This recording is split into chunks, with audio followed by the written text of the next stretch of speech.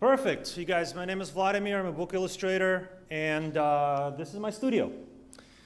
Or at least that's how it looked until about 2 days ago. Now everything is in boxes, and we're getting ready to move. I'll be in touch with David shortly about getting some of the books.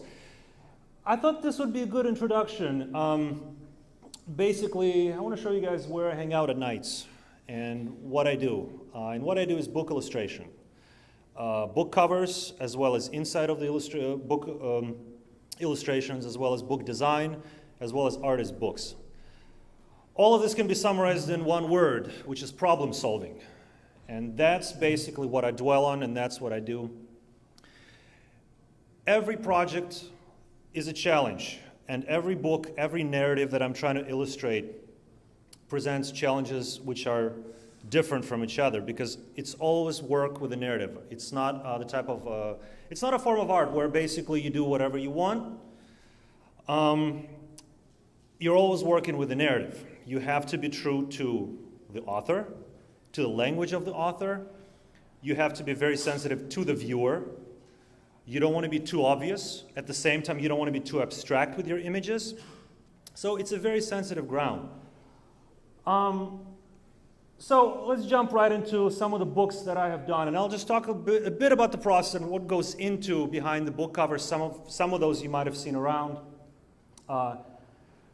My very first book cover project that I've done, I was working on, I went to, got my master's at Central St. Martin's College of Art and Design in London, and I did an artist book.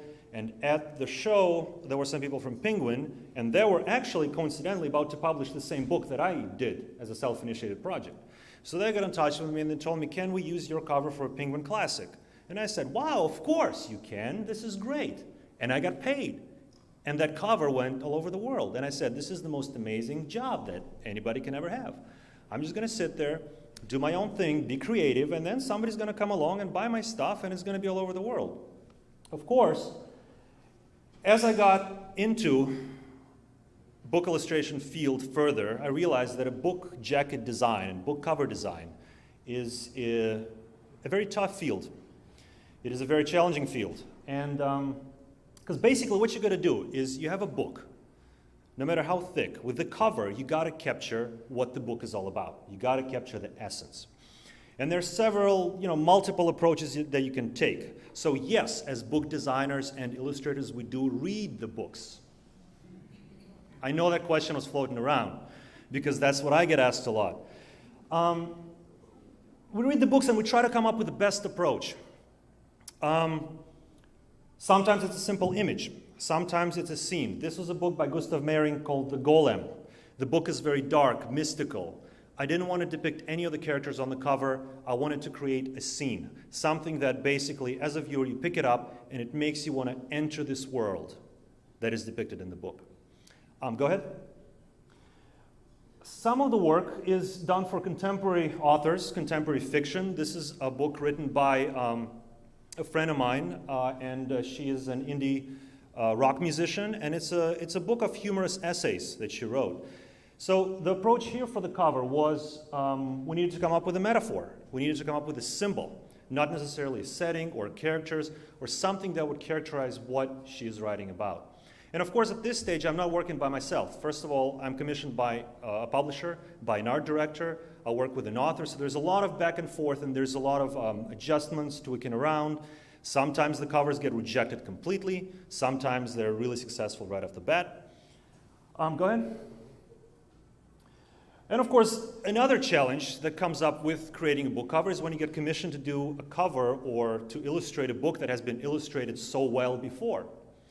And if you're familiar with Moby Dick, there is a brilliantly illustrated version of it by Kent?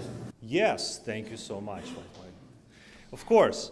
So how can I, an aspiring book illustrator fresh out of college, compete with that?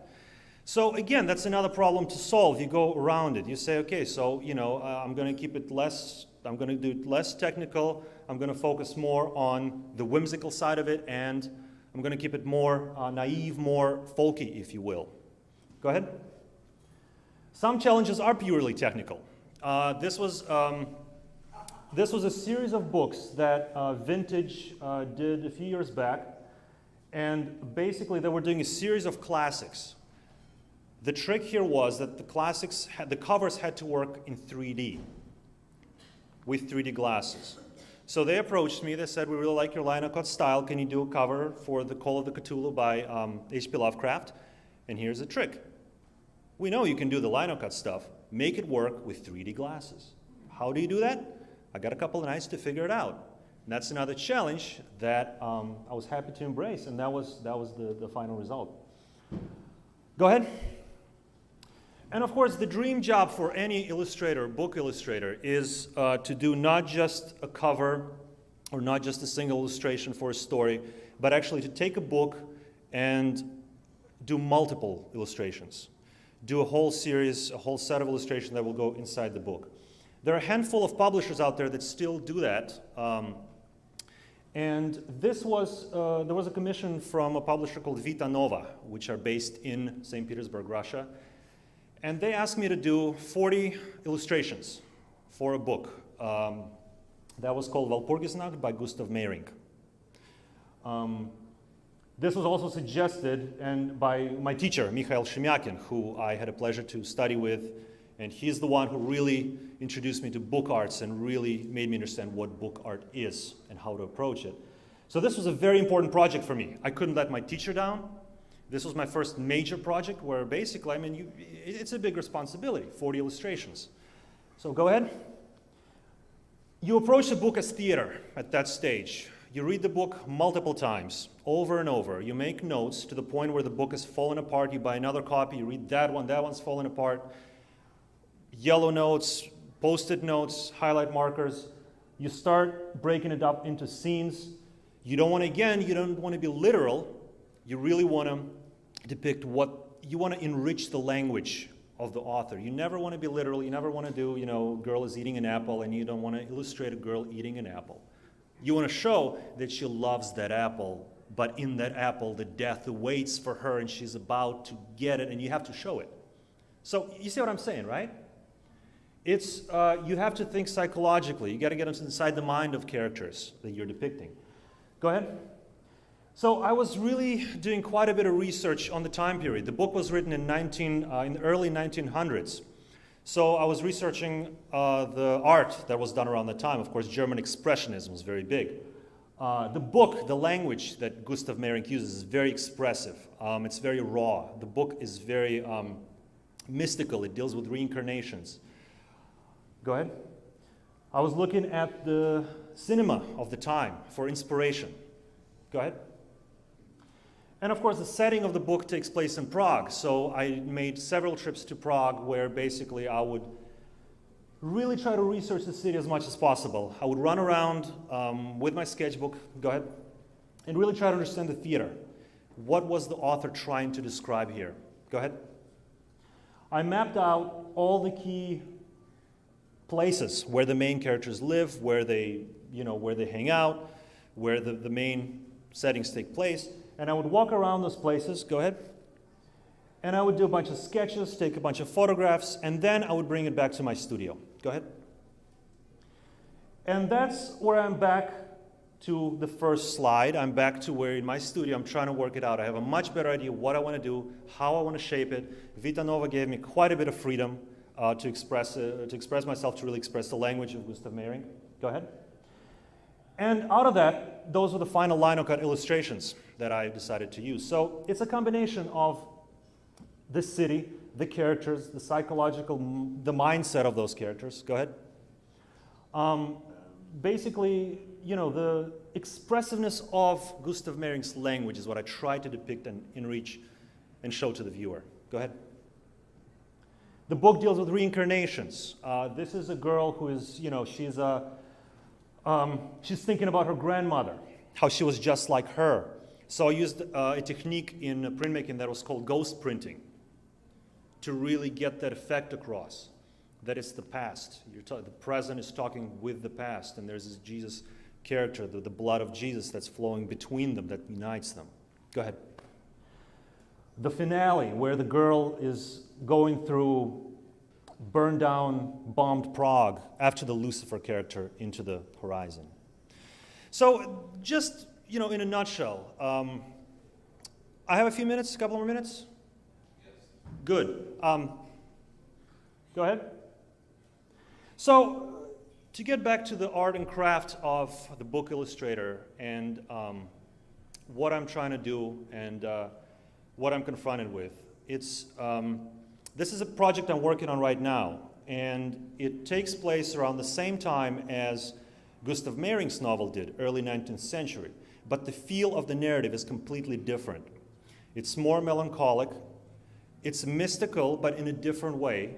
So I figured that the linocut style just simply wouldn't work for that book, even though that I'm known for this style, and this is something that our directors approached me with. This is something that I decided to try because that really, in my humble opinion, fits the narrative of the book. Go ahead. So another one of the series, this is based on the writings of Russian author Alexander Chayanov. Go ahead. When I was approached to do, you know, some of the stuff is commissioned, some of the stuff is purely self-initiated. That's where really the fine art of illustration comes in. It's not necessarily a commissioned commercial profession. When I read a book and I really like it, I get ideas, I sketch them down, and then I try to express them to the best of my ability. When I was reading Nightingale by Hans Christian Andersen, linocut style wouldn't work, charcoal style would not work. I started doing research on Hans Christian Andersen. I discovered that he himself, in his lifetime, did those really whimsical cutouts. Anybody familiar? Anybody have seen? He did the cutouts that, you know, he presented to you know, kids. He did little presentations. He did little illustrations. So he uses, basically he used stencils and cutouts. So I figured, okay, so how can I somehow, not mimic that, but somehow be true to that, to what he was trying to say.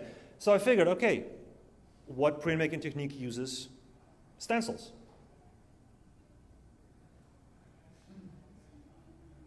Silkscreen. So I went completely different direction. I took a class on silk screening. I learned that, and basically it's all layers. It's all layers, stencils. You know, last slide, Edgar Allan Poe, right? The Pit and the Pendulum. Again, the last thing I want to do is illustrate the pit and the pendulum. How can I push it? How can I push the language of the author? And how can I enrich the viewer's experience? That was my solution by mixing a variety of techniques. Letterpress, silkscreen, linocut, whatever works. So that's what I do. Thank you.